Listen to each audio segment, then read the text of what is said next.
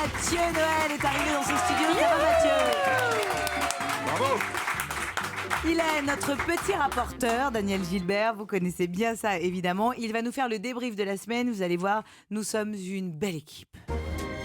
Et maintenant, le petit rapporteur. Quelque chose me dit qu'il y a eu du matos cette semaine. Alors, Mathieu, les audiences médiamétrie sont tombées ce matin et vous teniez d'abord à nous féliciter. Mes agneaux, quel succès! Quel formidable pied de nez à ceux qui ne croyaient pas en nous. 1 270 000 auditeurs entre 16h et 18h, plus 57 000 en une seule vague. Le chiffre est stupéfiant. J'ai envie de vous remercier tous individuellement, mais vous êtes si nombreux, on peut évidemment pas tous vous citer. Mathieu, je crois oui. que vous êtes juste trompé de ligne. Ah oui, merde, ça c'est les audiences des grosses têtes. Oui. Oui. Alors autant pour moi. Alors oui, non, du coup, ce qui est bien, c'est que nous, on peut remercier nos auditeurs un par un. Jean-Marc Sublet, Marie-Jeanne Bègue, Catherine Michalak, Mamie Jo. Bon, merci de votre fidélité. Elle nous est précieuse alors que nous traversons ce qu'il faut avec lucidité qualifier de phase de doute, puisque...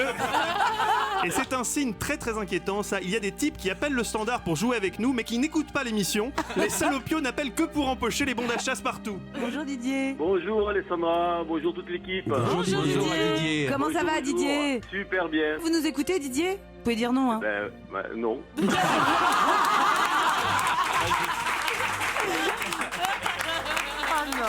Ça, c'était vraiment très très dur. C'était énorme. En guise de représailles, vous avez décidé de punir le perdant en lui offrant le truc le moins utile du monde, un billet pour l'exposition Coluche qui est gratuite. Bien vu. Mais après le choc des chiffres, l'heure est maintenant à l'analyse. Car enfin, la contre-performance de notre émission est incompréhensible. Comment diable des sujets aussi fédérateurs et concernants que l'escargot qui portait à gauche, Bégonia, la transformiste de Montargis, le musée du phallus ou encore l'interview exclusive de l'assistante du Père Noël peuvent-ils ne pas passionner les foules et aspirer par milliers les auditeurs de Ruquier? Franchement, c'est pas payé, hein. Quand je pense au mal que se donnent des êtres raffinés comme Jérémy Michalak et Jarry qui spontanément détestent la vulgarité, mais qui précisément pour attraper les grosses têtes se forcent. Effectivement, les radars la plupart du temps vous prennent par Derrière. l'arrière. Comme j'arrive. L'association de défense des gays et lesbiens salue d'ailleurs la qualité des vannes autour de la sexualité atypique de Jarry. Dans la série C'est fin, ça se mange sans fin, on présentera également nos excuses à Valérie Bègue qui, dans le désert affectif qu'elle traverse visiblement actuellement, se passerait bien d'être systématiquement désignée comme la fille qui cherche un mec sans succès. Ça va Valérie Bègue? Très bien, en forme, un bon week-end. Toujours pas de mec? La prochaine fois, ce sera le 25 novembre 2034. Mais de quoi je parle? C'est la prochaine fois que Valérie Bègue va faire l'amour. 2 cm, ça fait la différence, hein, demandez à Valérie. Hein. N'est-ce pas? Vous allez passer 8 mois là-bas, je crois, Ludovic. Non, c'est 14 mois. Ah ouais. Ah donc on va t'envoyer Valérie Bègue. Mais vous partez tout seul? Impeccable, il dit. Vous Il a me pas froid aux yeux, mais... désespérez, Jérémy, arrêtez de me vendre comme ça à tous les hommes. C'est pas une vente, c'est juste un prêt, c'est 14 mois. Julia, enlève ta main de ma baguette. C'est pas moi, c'est Valérie Bègue. Elle a le bras long. Alors ça va. Je rêve. Mais Valérie Bègue, ce n'est pas qu'un cœur à prendre, c'est aussi un cerveau à reconstruire. Cette semaine, on a remercié le Seigneur que Valérie ait choisi de faire Miss France plutôt que médecine.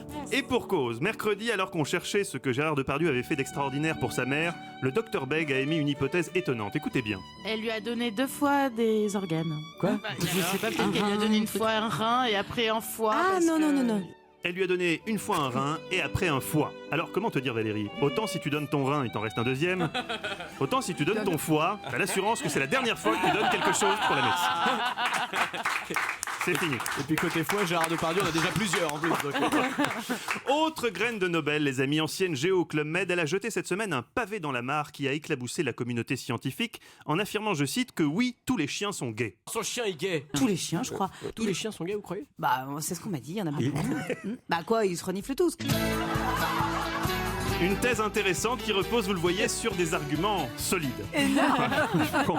Esprit scientifique donc, mais pas seulement, car Alessandra est avant tout une littéraire, une amoureuse des mots, même si c'est vrai que cet amour n'est pas toujours réciproque.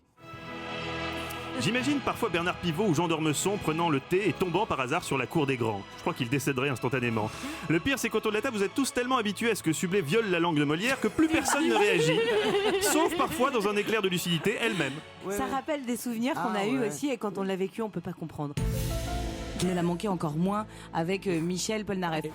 Vous commencez à toucher du doigt le restaurant. sujet dans Des lequel on doit y aller. étoiles, Le sujet des dans lequel on doit y palaces. aller. Les gens ne regardent même plus. Ça, c'était donc au début des années Gradurès. Les années quoi? C'est un mix de plusieurs années qui vont de 70 aux années 2000, c'est les années 70. Il va falloir que vous répondiez à ma question, mais à la fin du posage de questions. Oui, Fabien Amias m'a fait savoir qu'à la fin du faisage de cette émission, une fois son enregistration terminée, il aimerait vous dire 2 mots, en français. lui, hein. Fabien qui est doublement perdant, puisqu'il savait pertinemment en vous embauchant qu'il ne recrutait pas Françoise Giroud, il comptait en revanche sur vous pour donner à la station une image glamour, notamment par la chaleur de votre voix suave. Il ne savait pas que lorsque vous êtes perdu dans une phrase, ce qui vous arrive plus souvent qu'à Robert Badinter, vous aviez tendance à combler le vide, à chercher vos mots en produisant un bruit assez contre-productif en termes de glamour, puisqu'un crapaud fait le même bruit lorsqu'on lui marche dessus. Et pourquoi Ah là, si vous voulez, en termes de glamour, limite, on était plus sexy du temps d'Arlette Chabot. Bref, dans cette émission, tout va à volo. À Il y a tel quelqu'un point... qui a compris, mais à en tel- oui, en retardement. retardement, mais ça, c'est forcément c'est GG. À tel point que Guy Carlier, recruté initialement comme chroniqueur, est désormais auxiliaire de vie d'Alessandra, la Sublet qui s'enfonce chaque jour un peu plus dans la démence. Si durant vos années au Club Méditerranée, vous avez souvent pris le mât du Hobby 4 sur la tête, que passé la quarantaine, vous commencez à perdre la boule au point que vous oubliez ce que les gens viennent de dire, vous souffrez peut-être de subalzheimer. Une maladie terrible qui oblige vos proches à répéter 4 fois la même chose, et encore, sans garantie que vous compreniez la question au bout de la 4e fois. Et c'est Ouais. nouveau, c'est la 4e fois que je demande. C'est C'est- pas grave. bah, Répondez à Vignali d'abord. ça,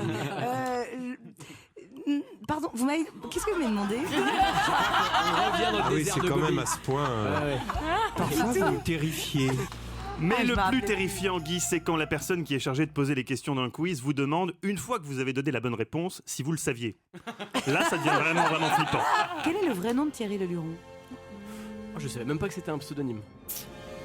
Comment vous voulez qu'on Non, le c'est trouve son vrai nom.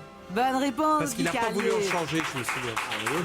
Effectivement, on a voulu lui faire changer souvent à Thierry Leluron son nom de famille et il l'a gardé. Vous le saviez, Guy? Bah oui, Non. puisque je viens de le dire. Oui, bien sûr. Vous avez oublié, connasse? On se demande vraiment pourquoi cette émission ne Oui. prend pas. Hein. Il Je- est de bonne composition, Guitou. Ah bah heureusement. Les amis, je vous laisse, surtout ne changez rien. Croyez en votre bonne étoile. Jérémy, un dernier mot? Double pénis. Pas mieux. À la semaine prochaine avec un acteur qu'on adore. La semaine prochaine, François Berléand. C'est un acteur que j'aime. En plus, je me souviens d'avoir vaguement partouté avec lui. Ah bah tant mieux. Émouvante retrouvaille en perspective. Merci, Mathieu Noël. Sous les yeux ébahis de Daniel Gilbert.